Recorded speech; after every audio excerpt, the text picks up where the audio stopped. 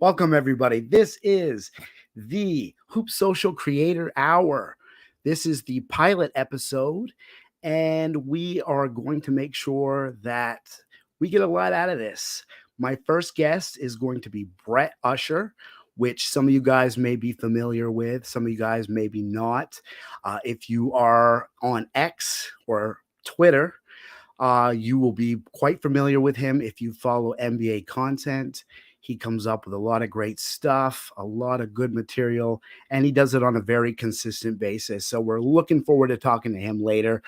To start, I genuinely didn't want to get into some of this because I didn't want to give a platform to some of these conversations, but we're done with the 90s stuff. I had to touch on it just a little bit. I have to say it's been disappointing as a NBA fan slash historian to see people kind of come this way at the NBA and the old NBA, specifically the 90s, obviously. Um, it's a double-edged sword. I see why younger people are pushing this agenda strictly because the older heads have been bashing, new players for a long time, saying things like they're soft and, some of these old tropes. And we've always kind of pushed up our old generations, saying they were much more physical and better and more talented. And I think we have to stop these arguments altogether. Era to era stuff is apples to oranges. We're never going to get the correct answer that we want. We can only deal in hypotheticals. So that being the case, enjoy basketball. Enjoy the 90s. Enjoy the 80s. Enjoy the 70s, go way back, if you will. People talk about the plumbers of the 50s and 60s without ever actually watching some of that stuff. And I think it is important, as fans of the game, to really respect the history of the game, take it in, appreciate it. And you know what? I think if you do, you are able to better appreciate the parody that exists today. And in my opinion, basketball is just the best sport that exists. Obviously, I'm biased because I've been watching it for a very long time. But I think it's a sport that genuinely makes people happy, is international, and has a lot going for it when it comes to just tremendous talent. So let's take a second to enjoy the history of the league. Let's not bash other eras in order to make our arguments. Let's keep everything within context, and let's just do peer-to-peer, you know, conversations. Let's not do things that we cannot do because it just puts us in a tough position. And I think that we're all better off if we just appreciate everything. So that's what I think that things should go and how things should go. So let's get started. Let's get going. This is the exciting part, guys. This is where we have my guest, Brett Usher, who is the man when it comes to NBA content on X/Twitter. So I want to welcome our guests. Let's welcome Brett Usher to the stage now. Let's see. What's going on, This man? will work. Hey, Brett, how's it going? Man, I'm doing great. Very happy to be here. Not a lot. Yeah. Good. Very glad to have you here, my guy. This is fun. When I was going through the list of possible guests, you were one of the first names I thought of. I'm honored to have that distinction. And again, man, definitely excited for what you're doing here and glad to be a part of it, especially on this kind of foundational level. Excellent. Well, glad to have you, man. Glad to have you. So I want to get into a little bit into what makes you tick because, you do this all day, every day. I follow you on Twitter and I'm impressed with the amount of content you're able to come up with on a consistent basis. So I'm curious what drives you? What pushes you to constantly be, pushing out a lot of new content all the time? Um, well, I didn't really start using Twitter X until like 2021. I think like summer of 2021 is where I really started tweeting. So sometimes I think it's just like a lot of shit that's just built up. You know what I mean? Like all these years of like, having a lot of basketball stuff on my mind and like not really having. I mean, obviously we know each other from Facebook too, where like, we talked a lot of basketball on there and stuff, but still, like, just have a platform like X where, like, if you just a random passing thought comes to your head, just kind of tweet it out. I never really had a place to do that, so I think a lot of it is just built up like that. But I do always have it on my mind. I mean, I'm usually I try to listen to podcasts. I watch a ton of basketball. I'm always thinking about the game and more the league even at this point. So I've just kind of always got different thoughts rattling around in my head about the NBA, and Twitter X is a good place to just kind of let those thoughts out. And it gets to a point where you start getting engagement, getting into these conversations with people about stuff, and that's really cool. Like that's kind of like where's this been all my life? Like I've kind of always needed this. Now it's not without its faults and its flaws and its unsavory elements, but as a whole, I love it as an outlet to talk hoops. Really, I love the game, man. Like I really, above all else, I'm just a fan of basketball and especially the NBA. Specifically, as you can see, that the hat I'm wearing, I'm representing it even now. Just the whole league. I love it, and I always have. Going back to when I was a kid, I've never not loved it. So this is just kind of who I've always been, and X has been a cool platform to just let some of those thoughts out. You know what I mean? Yeah, well, it's definitely your passion is palpable, and that's what I think excites me as a follower, and I think gets people, more willing to interact because you can tell, at the very least, you're passionate about the game. You love this game, and that stems from somewhere as well. I mean, growing up, what were the biggest influences for you when it came to your love of this game? I would say first and foremost is the game itself, playing the game. I wouldn't love the NBA like I do, if at all, now, if I didn't play the game to the extent that I did growing up. So like that was where what I first fell in love with was playing the game, and I played it as long as I could, really. I love that. I mean, there's nothing better than that. As much as I love talking about the NBA and doing stuff like this and writing occasionally and whatever, like following the NBA, watching the NBA, all that, I love it. But like nothing compares to playing the game, and that's what really got me into it to begin with. And then once you start playing the game, then you start following the league a little closer and forming these kind of just becoming fans of all these different players and teams, and it just kind of goes from there. But like. It was definitely playing the game. I spent countless hours just in my backyard court, like pretending to be whoever. And then in terms of like the NBA itself and like what really got me into like following the league and watching the game like that, it would be like, Sean Kemp was a big part of it, in the 90s. I was a kid in the 90s, so it was like Kemp, Alonzo Mourning, Larry Johnson, like that whole generation of players, Penny Hardaway, Vince Carter, when those guys came in, like Pierce and Vince Carter, like that, all that stuff had a really big influence on me for sure. Like Jordan, like I can remember some of the second three-peat. I missed the first one. I was a little too young for that, but like the second Bulls three-peat, like I do remember like that 72 win team. That was like kind of right when I was falling in love with the game as a kid. So I think that was a good time to come up playing and watching basketball. So those are kind of the things that and I was hooked just after that. Then it went into, the early 2000s. A lot of people will talk smack about that era, but I love that. I've loved every era that I've witnessed in the NBA for different reasons. But yeah, I've been hooked, since the mid 90s for sure. Yeah, I can 100% understand that sentiment. That's what got me hooked as well. Michael Jordan was my big inspiration. I saw that guy and just knew there was something special about the way that people were talking about him. So it was so hard to take your attention off somebody like that. So I definitely get it. 90s basketball was special.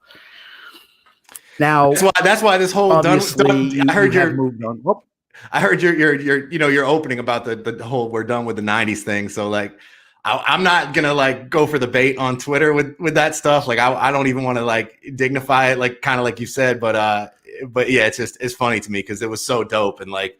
And I think the people that are trashing it they just don't know. Like they weren't there. They didn't watch it. And like it's okay. Like I think there are people that aren't old enough to have watched the '90s, but like have done enough research and looked back and have proper perspective and can actually talk about it. And like shout out to those people. I think there's quite a few of them that I interact with online, but I think the majority of the people, I think all the people that are just trashing it, like just weren't there, don't know anything about it. And it's hilarious. But yeah, so shout out to '90s basketball for sure though. I wouldn't love the game like I do if it wasn't for it. Absolutely.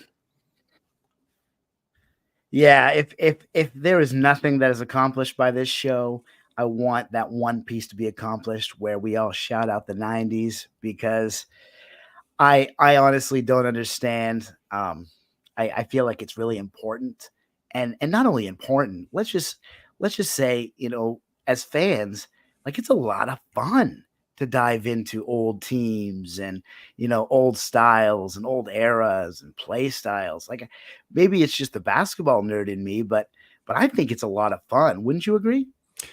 Oh, 100%. Yeah, I do it all the time. I mean, a lot of the content or whatever that I come up with is historical stuff. Like I love looking back, like whether it's just something simple like what happened on this day or like, writing a little thing about a story that a lot of people that are reading it don't know about. And it's funny because when I was a kid, like I idolized George Gervin. He was playing before I was born. You know what I mean? Like Larry Bird. I never saw Larry Bird play, but I like idolized him growing up. Guys from that generation or even before Wilt, like I would find, I don't even know how back then, but like I probably had some VHSs kicking around or something with like, cause this was pre-YouTube, but with clips of those guys playing. And like, I mean, I idolized guys that I never saw play. And it's just funny because now with it, I don't mean to generalize because a lot of the most negative people are kind of the loudest and all that. But like these people that are like trashing these earlier generations, it's like, what happened to that? Like, why aren't there people? And I'm not saying there aren't, but it doesn't seem like there's many that like, are, I don't know, 20 years old now that like idolize Michael Jordan, even though they didn't see him play. Cause that's how like George Gervin was for me and Julius Erving. Like I could go down a list of names and I knew all about them. I knew all their stats and I saw as much tape as I could have back then. And you'll never catch me trashing those guys or different eras. And I just don't know what shifted. I think it's probably just a symptom of social media and the internet and the way, you know what I mean? Like just the way people are so negative on these online platforms. I think a lot of it has to do with the anonymity. A lot of it has to do with just trying to get engagement and the belief that negativity sells and like controversy sells and all this. And they're just trashing people just to trash them, just saying stuff just to say stuff.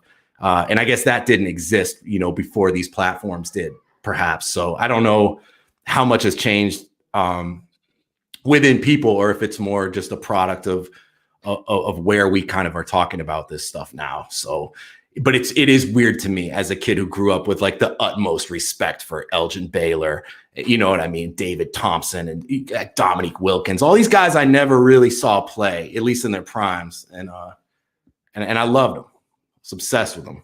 Basketball cards, all that. And that What happened to that? oh that's exactly it. Like I guess to me, you mentioned it and touched on it a little bit earlier.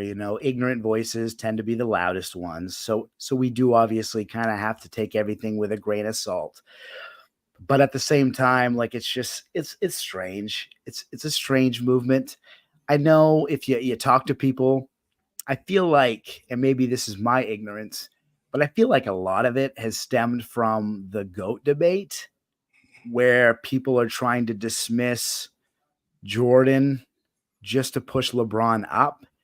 And I don't appreciate that in the GOAT debate, to be honest. Like I feel like we can take both players, take all the context for both players, take everything that exists, and we're still left with a very difficult argument. What do you think on that matter? I think it's a really good point, and I think that is a lot of it for sure. And like, hey, that's the credit to LeBron, like for being that great that like he's in the conversation with MJ. We're like, look, I don't mess with the GOAT debate. It's to me, it's not even a debate. It's just like a matter of personal preference. Like for someone to tell me they think LeBron's the greatest of all time, and for me to like argue against that, like who am I? Like why?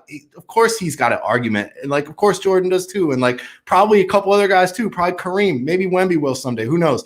But like, so I don't care about that. But obviously, like it's a big deal to a lot of people. Like spend enough time online, you're going to hear a lot of Jordan, LeBron stuff, and yeah, I do think a lot of this negativity toward the '90s is rooted in that, like trying to like inferiorize this era, like just to, you know what I mean, try to say like how trash it was. And like we know that's not true, but like people can pull the selective clips and be like, look how bad this defense was, or like, and I'm just like, it's just a different game. And like you know, and I think this is kind of what you were getting at too before. It's just like you just have to look at these guys like relative to their era. Like that's such important context. Like they would all be completely different players if they played in different eras. So it's like, why don't we just look at them what they were relative to their era, right? Like, okay, so-and-so didn't have a left hand. So-and-so couldn't dribble very well. So-and-so didn't really have a jumper, but like his era didn't need it. And if he played today, he would have that stuff. He'd still, you know, I mean, that's how I look at it. So I think all of that stuff is silly.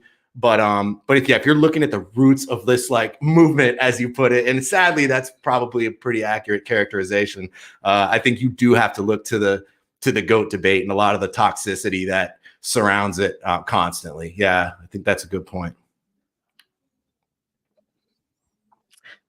Well, because you know it obviously is based on generational differences. You know, it's always that generational bias versus recency bias, and people try to find, you know, some objectivity within, you know, both of those. And I admit it's extraordinarily difficult to be objective. You know, we all have our biases when it comes to the players that influenced us and the players that we think are greater than anybody else. I just I know top 10 lists and rankings and all this stuff is, you know, I know it makes for good click content and clickbait worthy content, but I just I don't think we're going to get anywhere. No one's convincing anybody of anything. So we need to move on to better subject matters, in my opinion. And I'm sure you've come across that where, you know, if we talk about different things, we can kind of guide the conversations a little more ourselves. Is that accurate, you think? Oh yeah, definitely. Like I said, man, the all-time rankings and whatever, like it's fun. You know, I mean, it's fun from like the perspective of like, hey, let me try to come up with like my top 20 players of all time or my top 50 players in the league or whatever. Like I do these exercises myself. I don't usually post them because it's just going to invite controversy, and I certainly don't like to participate in those conversations. It's just so silly. If you want to talk about, you know, comparable players, you know what I mean? Like guys in the same era that play approximately the same position, have similar games, and you want to say, okay, which one's better? Like that's fine. Like those are fair conversations. But yeah, generally speaking, the whole concept of ranking players doesn't really appeal to me, especially when we're talking about comparing different eras and talking about guys that we never saw play, and like just let them be what they are, like great in their era, and that means just great overall. And like, you know what I mean? Like I'm not trying to knock Wilt Chamberlain out of the top 10 anytime soon because of like who he was playing against or something like that. Like I think it's all silly, and I agree, man. Like there's so much more to talk about, so like so many better subjects to converse over. Like that, it's kind of silly, some of the stuff that we do find ourselves talking about online when there's just this whole wealth of history, and even without that, just what's going on in the league now, and like there's so many different directions you can go. So like, yeah, I think that's very like a low level, I guess, not to sound like, you know, I'm above it or anything, but it's I don't really mess with it, man. I can definitely understand. Yeah, this now speaking of, the many conversations we can have about the NBA, I believe the NBA has never had as great a parity as it has right now. Top to bottom, you look at the league, there's superstars sprinkled everywhere, stars sprinkled everywhere, young guys on the brink of becoming stars everywhere.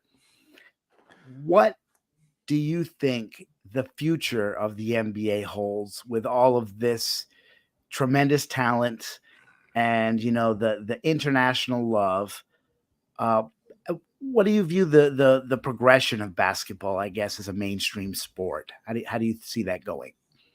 Yeah, there's more talent than there's ever been right now, and I think that's inarguable. There's always been, if you want to, again, like comparing eras, like if you want to talk about the top 10 players from 1990 versus the top 10 players from today, like that's a fair debate. I think like there's always going to be great players, but I think when you go a little bit deeper and you start looking at the guys that are on the bench or the guys that are on the fringes of the league or the guys that are out of the league or the guys in the G League or overseas, and you look at the talent level of those guys, that's where you really see the depth of talent. And I think the natural result of that is going to be expansion. And it's quite obvious that we're going to get 2 new teams in the next few years here. I don't know. I mean, it's all but a done deal, obviously. And I think that's really where it's going to go. Is I don't think that will be the end of the expansion. I think in a couple of years after that, we'll probably get a couple more teams.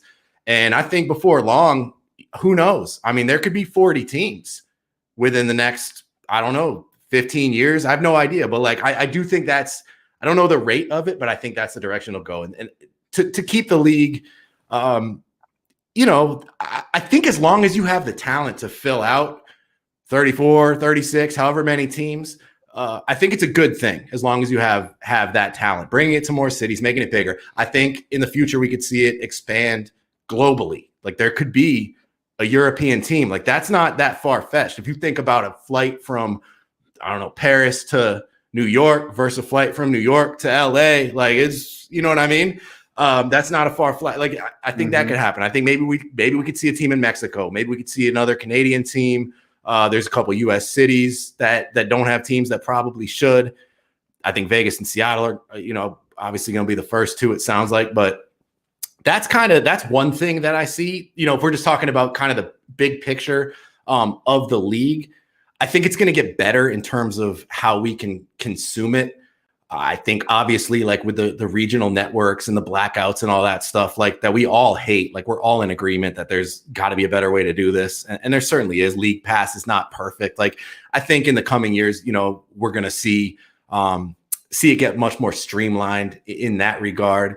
And I think it's just going to keep getting better. The talent is just going to, I don't see any reason why it's not going to keep growing as it has been. And I think the league's in a really good place. The gambling stuff weirds me out a little bit. Like I have no problem with sports gambling, like in itself, but the way that it's kind of pervading everything we see now in the NBA. Like I don't know. There's been a lot of talk about this on X recently too, and a lot of different opinions have been shared. But that's one where I'm like, I wonder how far we're going to go with this. And like, if they're going to decide to dial it back at some point, like, wait, we've gone too far with this. So that's kind of the one concern maybe I have is that where it's like, do we need to be inundated with these different prop bets and parlays and like ads? Like it's, I get it that it's a lot of money for the league and that's why they're going so gung ho with it now. But I hope it doesn't ultimately hurt the product. Yeah. Absolutely. I think that's a concern that a lot of people have with the the advertisements and the so close a tie between the gambling stuff and the actual stuff going on. So I definitely agree there could be some slippery slopes we might have to watch out for potentially. So I guess talking about the league once again and the parody and the tremendous talent and all these little tidbits. The players under 25 currently, you look at that landscape even specifically, and like the future of the league seems to be in great hands, in my opinion. I'd like you to talk a little bit about that, about the young stars that are the future of this league. Yeah, I mean, in terms of talent, again, I have zero concerns. Like, I think the league is in a beautiful place. This was something I wanted to post about on X. So I probably will, but I just didn't get around to doing it. But I was just thinking about, like, if you had, if you were, say, in the 90s, like, a kid or whoever, in the 90s watching basketball, and and a time traveler came back, and you were like, you had one question you could ask him, and you were like, what's the NBA like in 25 years or in 30 years or whatever. And, like, if somebody explained what the league is now to somebody in the 90s, like, it would blow their mind. Like, you've got this 7'5", 20-year-old rookie hitting step back threes and crossing people over and, like, making, like, NBA superstars look like kids on certain plays. And you've got this guy, Anthony Edwards, like, literally jumping over people, like concussing people with his dunks, like, just catching bodies left and right. You've got LeBron. You've got the oldest player in the league is averaging 25, 7 and 7, put up 40 the other day. Like, this 39-year-old guy that's been playing since 2003. Yeah, he's still out there doing this. And, like, and you could just, you pick your storyline, going around the league. And it's like, there's so much cool stuff going on in terms of basketball. And like you mentioned, the parody too, where, like, I think, you're wearing Celtics gear. So, like, I think they're the clear best team in the league, really, or they have been this season so far, for sure. And it kind of feels like them and Denver maybe are at the top, but, like, there's a lot of sneaky teams where it's like, what if Milwaukee really figures it out? Like, we've seen signs of that for sure. And, you go to the West, like, there's OKC, like, New Orleans, Phoenix is loaded. Like, there's a lot of teams where it's like, if they made a finals run, I wouldn't be surprised. Like, maybe more so than ever this year, even though Boston, Denver kind of feels like the heavy favorites. We all know that anything can happen. And certainly, like, up until that point, like, it could play out any number of ways. Like, we can't sleep on Minnesota. What if Philly gets Embiid back and makes a crazy run? Like, there's so many things. So I love that aspect of it. And I just, I just think the league is in a great place. And, like you mentioned, like, guys under 25, like, there's so many good players under 25 that 25 feels old now. 25 feels old because we could list off 20 guys under 25 that are either all-stars or about to be. Like, I think Luka just turned 25. Like, it's crazy. And he doesn't even feel that young anymore, but it's like, wait a second, like, he might have 10 years left of his prime, the way some of these guys are going, if not more. So it's like this combination of, like, you not only have this unprecedented level of, we could even say 23 and under talent, but you also have guys like Steph, 35, whatever, KD, 35, right? LeBron's 39, like, Dame is 33. You're getting these guys that are performing at a very high level well into their 30s with, in some cases, no signs of slowing down. Like, is KD really slowing down at all? I'm not seeing it. Like, I feel like in 3 years from now, he could still be averaging 25 plus if he wants to. So, and again, that's where all the talent comes from. And it's funny, like, you look at some of the guys getting squeezed out, and again, it's like, these guys would have been starters like 15 years ago in the league, and now they can't even get on a roster. That's how crazy it's gotten. And that's a good thing from a fan's perspective, but I'm looking forward to the expansion. I think that's going to make it even healthier. I agree wholeheartedly. I think that once that does finally come to fruition and we get a little bit more spread, I don't think it's going to affect the parity because, just the depth of talent is so deep right now that the talent pool is there. I think that it will just add excitement to new places, bring a little spark to the game. I think it's all a good idea. And like you mentioned, I think it's inevitable. Like, to illustrate it, like, look at the West play-in, like, what that could look like this year. Like, we don't know what the standings could be, but it could be like Phoenix, Dallas, Lakers, Warriors. Like, there's a world in which, like, LeBron, AD, Steph, Luka, Durant, Booker, they're all in the play-in. Like some of these all-time great players, and it's just crazy. Like so that's that. Yeah, that's where we're at right now. It is fun, man.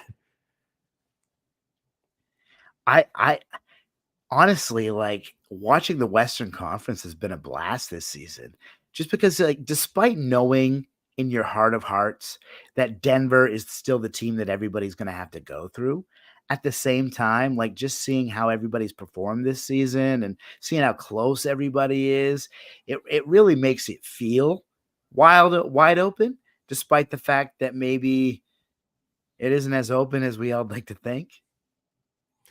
Yeah, but I mean, like you could lay it out where it's like, say every team is perfectly healthy. Okay, it's probably Boston and Denver on a collision course there, but like, dude, so many things can happen. We see it every year in the playoffs. Like there will be injuries or there will be cold spells. Like there could be a game where the Celtics just can't make a three. And then it's like, they probably lose that game, in a lot of cases. It's basketball, and that's the beauty of it. And there's some teams that match up. Like I think Minnesota matches up pretty well with Denver.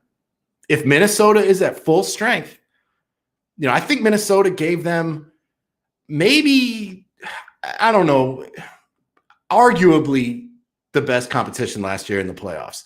I thought they played them pretty well, all things considered. And Minnesota was missing a couple of really important players in Naz Reid and Jaden McDaniels. And Minnesota's obviously a lot better this year. Anthony Edwards has improved a lot. He's now got a couple years of playoff experience. Same with Cat. They're going to be getting him back. So, like, just for instance, like, I think, like, yeah, Denver's the team to beat, without a doubt. They're the champs, and they are the scariest team in the West. But, like, I think a team like Minnesota, with all their size and with a closer and shot maker and just big time, big stage performer and Ant Edwards, like that could be a really interesting series. I don't know if that would be if that could happen in the second round or if that could potentially be the conference finals, but you give me a fully healthy Minnesota against Denver. I think that's interesting. So again, man, like anything can happen. It doesn't feel like the Warriors with KD, right? Where like we all were like that's the team that's coming out of the West, like as long as they're healthy. I don't think it's like that. And you go below Denver though, and it's a whole tier. It's like 6 teams that I don't even know which one's better than the other. So that's where you really see the parity. And it's kind of like that in the East too. If you go down, like, even 2 through 7, whatever, I'd have to look at the standings, but like, that's where you really see the parity. And just with the knowledge that anything can happen, Absolutely. I agree. Now, that being said, we grew up in the 90s, obviously, so we were witness to some dynasties and some great dynasties over time.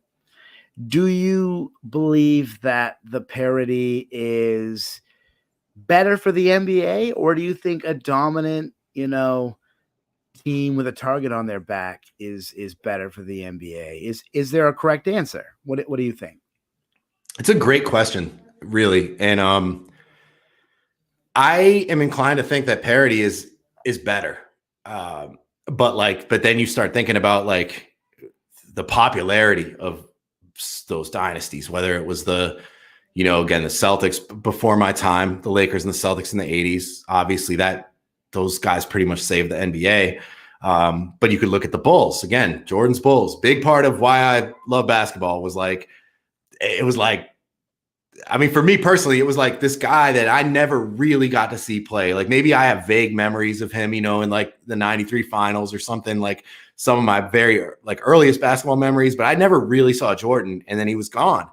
And then he came back, and I was old enough to kind of appreciate it and see him. And that meant so much to me. And like, but just the general popularity of that team, I think was great for the league. Like they were must see TV, but it was a different landscape then too, with how the games were consumed. Like, you could only watch who was on TV. Right. And like the Bulls were so big that like I was in Massachusetts and I got WGN, and it was only because of Michael Jordan, but that was WGN was included on our cable. I think anybody who was in the 90s probably had it, and it was because of MJ. Why else would we have a Chicago station in Massachusetts? Like, so it was big then. But I think with the way things are now, with how easily accessible the entire league is through League Pass and just the discourse on X, like where we can just go talk about any team in depth with anybody at any time like that and watch that team anytime. I think with that, I think that's where parity is more favorable. Because like, you want to see the Pistons get good. Like you want to like seeing the Rockets, how they've been playing lately has been cool. Like seeing the Thunder's like growth the last 3 or 4 years, like coming from where they were in, 2018, 19 to where they are now. It's been cool. So I think you want to see all the teams kind of do well now. I think that's definitely what's best for the product. So I like that.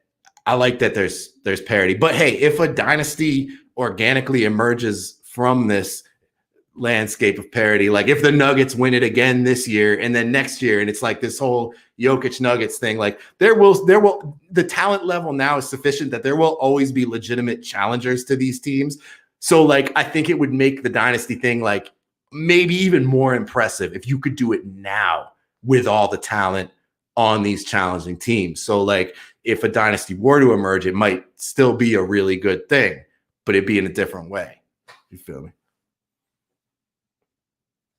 Yeah, I definitely understand that because, everyone, given the evolution of basketball, we're obviously in, peak form, I would argue, like you said, peak amount of talent, everywhere in the league. So all those things taken into consideration. Yeah. I mean, pulling a three-peat or a dynasty off right now would be quite the impressive, task. And obviously we have a hard time telling who's capable right now. You look at some of the pieces in place for some of these teams like OKC, and you go, ooh, they have a nice young core. But we've seen that so many times. We know a nice young core doesn't always equal dynasty, So it's definitely a fun time to be an NBA fan for sure. And I agree. I think the parity helps big time.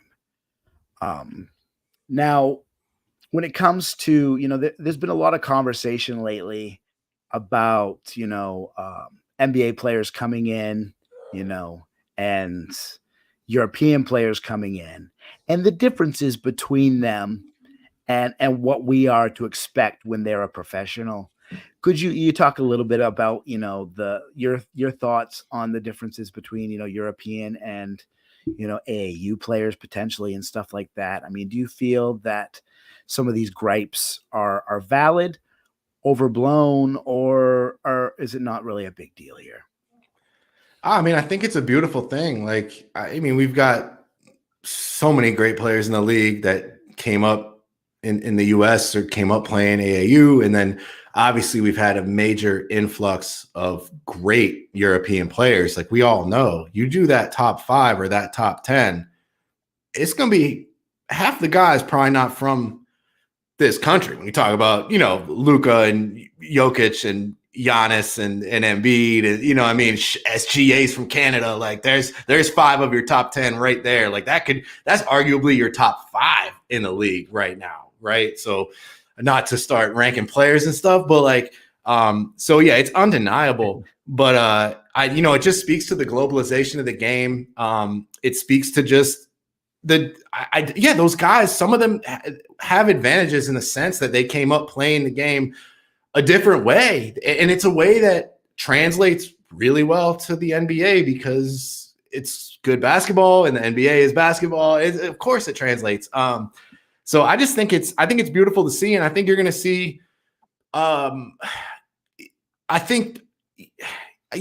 we need to step it up in the US, I think a little bit, like borrow some stuff from these guys, the things that are being prioritized when these guys are younger. But man, a lot of these American guys are just crazy talented too, and kind of in a different way than the Europeans and the guys from other countries. Like it's just the way that Jason Tatum or Ant Edwards does it is going to be completely different from the way like Luka or Jokic does it. It just came up playing a completely different style. And I'm not even trying to say like one is better than the other, really, or make any big generalizations. But I just think that the globalization of the game is beautiful. Like, because like you go back to the -- how many European guys were really in the league that were like really good? Like there was a few. We all know them, guys like Drazen Petrovic, or then you get into like Dirk, and then there was guys like Hakeem Olajuwon, obviously, and there's been guys, but it's not like it is now, where like arguably the 5 best players in the league are all not from the U.S. So I think it's just going to be a good thing for the game. I think it's going to make other people step it up, man. Like American players are already stepping it up. Like you have to, like, when you see these guys coming in and winning MVP and making all NBA and stuff. And it's like, I just think it's everybody, and those guys need to step it up too. Like you talk about, it's a generalization, but that like the American guys tend to be maybe a little more athletic or whatever. And so maybe a guy like Jokic or Luka's like, all right, I gotta be in a little bit better shape. So I gotta work on some of the athletic stuff to hang with these guys. And these guys might look at something that they need to improve on to hang with these guys. And then they're all playing together. And it's just good for the game. It's cool seeing so many different walks of basketball coming together now. It's like a truly a melting pot. And I just think they're all getting better because of it. And the game's getting better because of it. I think it's going to look really crazy. If we fast forward 10, 20 years, the stuff guys are doing now is blowing my mind. And I can't imagine what it's going to look like. I can't imagine what Wemby's going to look like in 5 years. I mean, it's ridiculous. Like another European guy. I mean, come on. Yeah. It's wild. Well, it's just now, like, I was talking to somebody about this the other day, and now that you mentioned this, it's probably a good time to get your opinion on the subject matter. Do you think that the NBA is starting to lean a little more heavily into the quote unquote skilled player versus the athletic player? Or like is this like a step in the evolution of the game, or is this just kind of a phase or another phase of the game? I mean, I think, I don't know if you caught the LeBron and JJ Redick podcast yet, but that was something that they were talking about a little bit, was like, what I think it was kind of what they opened the episode with. Like the theme of it was like, what makes a great player? It might have even been the title of it. But I think one thing, JJ certainly talked about basketball IQ. Like, I think that's certainly important. But I think those guys nailed it. They were talking about a few different things where it's like, yeah, it's way more than just athleticism, but I think it's also way more than like just a high level of skill. Like you've got to have that love of the game. And not to regurgitate what they said, but I really think they nailed it. They were talking about loving the game, being disciplined, and being a smart player, and playing the game the right way. And then I think there's other things, just like knowing who you are as a player. If you're a super athletic dude that's not the most skilled, but you're trying to do really skillful stuff on the court, you might wash out of the league, and vice versa. Like, so, I think it's just, I don't think the league is really leaning one way or another. I think again, like the really skilled guys now have to be taller and more athletic than they had to be in the past. Like, I don't know that a guy like Steve Kerr could really survive in today. You know what I mean? Like, I hate to say it. Like, there's obviously always going to be exceptions. There's going to be those guys where it's like they're just so smart or so skilled that they overcome that stuff. But like, I think now, for the most part, you've got to have a little bit of length and a little bit of athleticism and be a little bit more than just a specialist, right? If you're just like a super skilled guy, or if you're a super athletic guy, like you've got to be able to shoot. Probably, if you're a wing, like you've got to have a little jump shot, or you've got to have a little creation, or you've got to be able to make reads. You've got to be able to process the game a little quicker than you might have had to in years past. So I think things are just converging in that sense. I think that's where it's going. And it's kind of being pulled in both directions. We're like, yeah, there was a time where, and again, not to knock that era, it's just different, but there was a time where you could just have got by on athleticism, or you could have just got by on like, you don't miss from three, guy like Steve Kerr, whatever, not to single him out. But I think now that's not enough. And the bar has been raised. And you've got to develop an all-around game if you're a specialist. You've got to develop some skills and processing if you're just an athletic guy.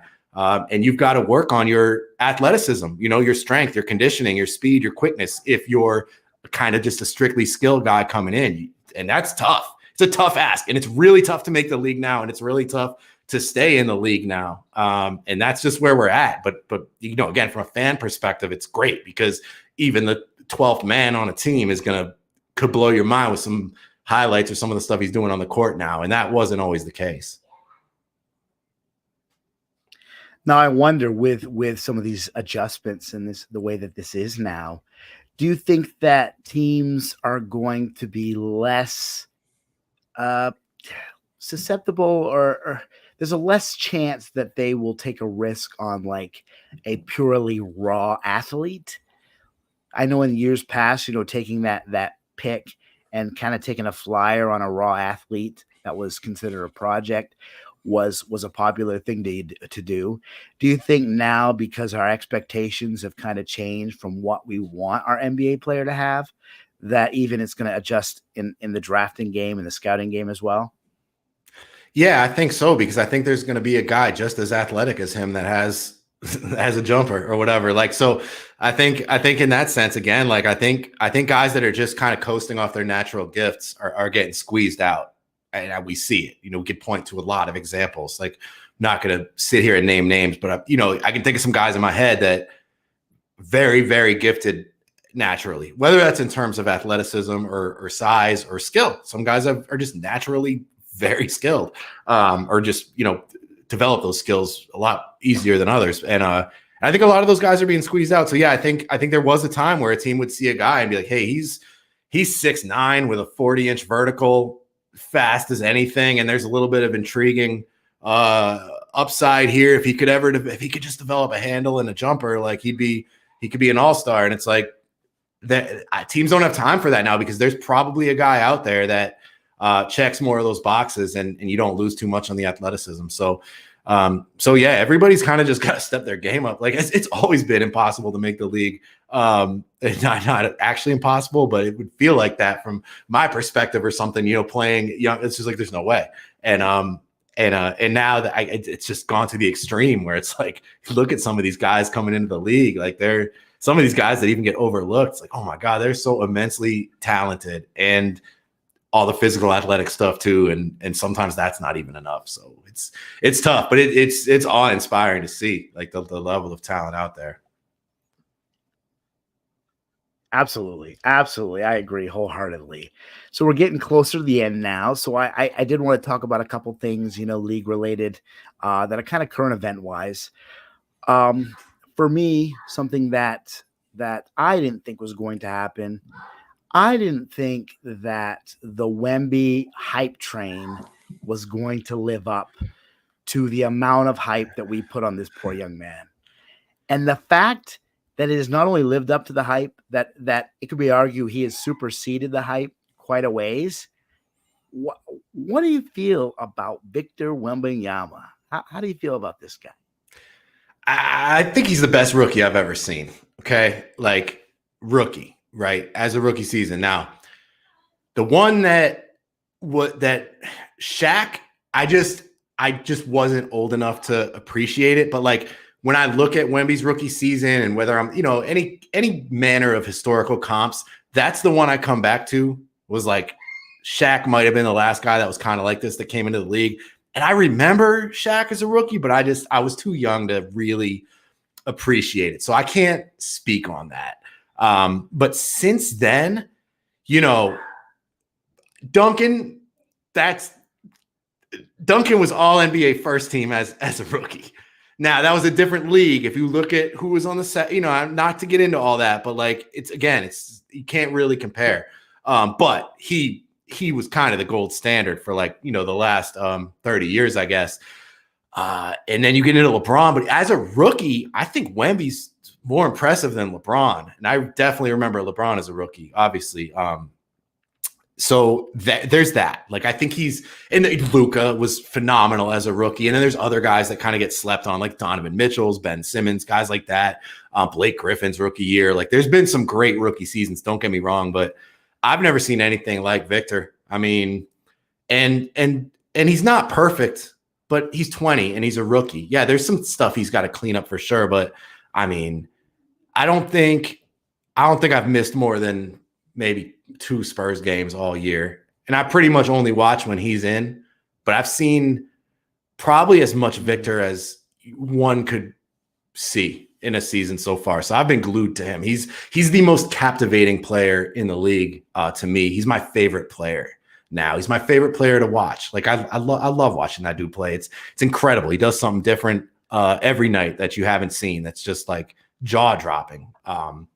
So he's the future of the league, I think. Yeah. Oh yeah, man. Everything. Yeah, and man, and so much. Like I was just gonna say the physical tools are what people talk about, but it's his ability to be so cerebral and his IQ is so high at the same time, and his instincts are so raw but like sharpened. Like it's just he's such a strange, fascinating player. Yeah, he's super smart, man. I mean, I think it really shows up in some of the passing reads that he makes. I think that was something that coming into the league, a lot of people didn't appreciate was his ability to pass the ball and to see the floor. He's a smart player. And I think as we see him surrounded with more experienced players and as the guys that are around him now, you know, no disrespect to them. I love Vassell and Sohan. Like these guys are young too. Like as they all gain more experience and form more chemistry and play together, like I think he's gonna look a lot better too. I think he's gonna thrive in like this kind of high basketball IQ environment that he will be a part of eventually. But I mean, even with the circumstances now, like with the way it's far from ideal, and he's still, we all know the numbers, we all know the highlights. There's nothing else to say about that. Just go on to X any night he's playing, and I've been a big part of it. I've been pushing it hard, man, because he's amazing. But there's a lot of stuff too that doesn't show up in the box scores, like the way that like he's got people shook at the rim. Like there's so many what otherwise would have been shots around the rim that don't happen because he's there. And if you watch the Spurs, you see it all the time. The Victor effect, like that's what Sean Elliott calls it. It's crazy. He's like a magnet, that repels would be at rim shooters. And that doesn't really show up, at least directly, at least not in a traditional box score. You don't see that. But if you watch the game, it's like there should be a stat. There probably is. I just don't have access to it. But like to shots dissuaded, he probably leads the league in that. So yeah, he's something else, man. I mean, he's really does have like GOAT potential. Like that's his level of talent. A million things can happen, but I think he's off to a good enough start, and he's got the talent where it's like, hey, this guy could be the best player in the league in a couple of years. So that's been probably the most crazy. But I'm serious. Like, think of, dude, he's 20. Like, imagine when he's 24, even if he's healthy. Like, it's scary to think about. So that's been, I mean, he's probably been the most compelling storyline of the season for me. And it's funny because he's on like the second or third worst team in the league, and I'm watching them constantly. So I'm like hyper focused on what is a pretty terrible team record wise, although they do have some nice wins just because of him. So that's kind of where I'm at with Victor. Is like that's as must see as it gets for me. Like I've missed out on some really great games, like some really great like Lakers or like Clippers games or whatever, because I'm sitting there locked in on the Spurs, like losing by 15, but Victor's out there doing crazy stuff. So that's been a big part of my NBA experience this season. And I think he's, again, the best. I really do. I think he's the best rookie I've ever seen. And people just look at San Antonio's record and be like, oh, you can't say that because his team would be good. And it's like, nah, if you watch them, I think you understand. And like the potential, though, is he hasn't scratched the surface. That's what's scary to me. That what you just said is what's scary to me, because you look at, like, sometimes you watch him play and you watch what he's capable of, and you're like, this guy's 20. Like, this guy has barely learned any the schemes and the intricacies of the game and the pace and there's so much to being an NBA player that is, so mental and so much you have to be prepared for. And that stuff he will learn. That stuff he will obviously get better at and evolve at. And so to take that into consideration and then take where he is into consideration, it's just like, man, the ceiling on this guy just seems so high. And that's wild to me. Yeah, no, I mean, it's probably like arguably the highest ceiling ever when you think about how the advantages that he has with his length. I mean, I know he's listed at 7'4". I always say if he had played in the 90s, I think he would have been listed at 7'6" because they measured you in shoes back then, and guys tended to lean taller. Like, I bet you he's Sean Bradley's height. I bet you he's at least as tall as Yao Ming. Like, he's crazy, crazy tall and has an 8-foot wingspan. So he's just got those advantages. But then on top of that, he's just a dude that loves basketball, obviously, works extraordinarily hard at it, definitely wants to be the best, definitely wants to win as much as possible, wants to be the GOAT, like all that, and is very, very serious about it all.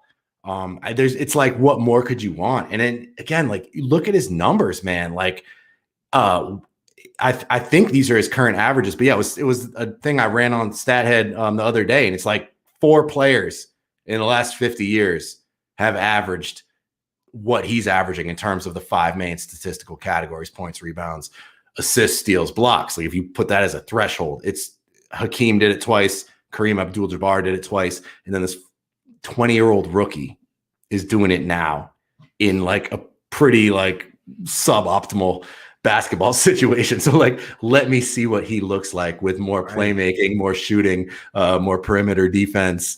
Like, that's going to come. And I think people need to be patient, but like, you couldn't have asked for like a better start. Like, he's been amazing, man. And I hope, I've heard people say like, I would love to watch him, but the Spurs are just so bad, it's hard to watch them. Like, I don't know where y'all are coming from. Like, just turn the game on, just watch him pretty much, and switch the channel when he subs out, and just keep a tab on it for when he subs back in, and flip back. That's what I've been doing all year. And he's well worth it for sure. I could talk about him all night, man. If you follow me on X, you see my Wemby stuff. Like, I'm all about him because he's so fun to watch. And this stuff is supposed to be fun. Like, it's entertainment, and he is extraordinarily entertaining to me, at least. And I think to a lot of other people. What? 100%. I agree wholeheartedly. All right, so we're getting near the end of this thing. So before I let you go, couple things. First thing, NBA Finals prediction. If you had to pick 2 teams that you would say you're like 99% sure those are going to be the guys, who do you got? Well, I can't go 99% sure. But I hate to give the obvious answer, but I can't. Boston and Denver do feel like they're on a collision course. Because I'm not going to, again, like I was talking about before, anything can happen. Injuries can happen. So-and-so could go down, right? Or they just, so-and-so goes completely ice cold and can't make a shot. And like, that could change all this. But it's like, it's going to happen to some team, but you don't know which one. So I have to think of these teams as like everything going as well as possible. So from that standpoint, I have a really hard time picking anybody other than Boston and Denver. I mean, Boston is clear cut out of the East for me. If they stay healthy, like, they've been to the finals. They're better than they've ever been in the Brad Stevens, in whatever capacity era, and the Jays really since Jalen got there.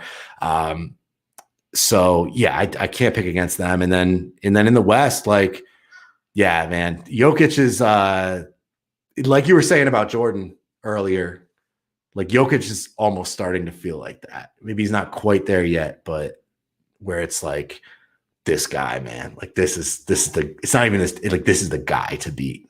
And he's just about there. He's unreal. So yeah, I wish I had like a hot take on that, but I got to keep it a buck and not Milwaukee. So we'll go Boston and Denver there. That's okay. We're not about hot takes over here. We're about trying to be objective. So I appreciate it. And the last bit here, where can we find you? What is the best way to follow Brett Usher?